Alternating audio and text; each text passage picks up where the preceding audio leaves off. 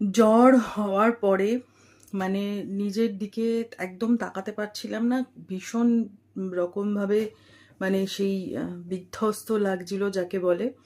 তো কি করব, একটু সুস্থ হতেই ওই যে ছটফটানি স্বভাব আর যাবে কোথায়।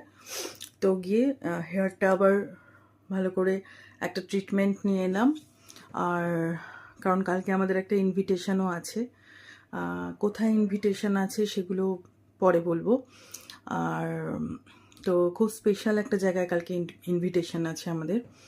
তো তার জন্য একটু নিজেকে গ্রুমও করে এলাম, হেয়ারটা একটু ঠিক করে নিলাম।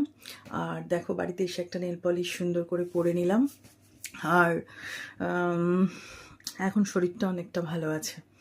অ্যাকচুয়ালি কি হয়, যখন মানুষ অসুস্থ হয় না, তখন চেহারার দিকে তাকালে মনে হয় যেন কি না কি একটা আরও বেশি হয়ে গেছে।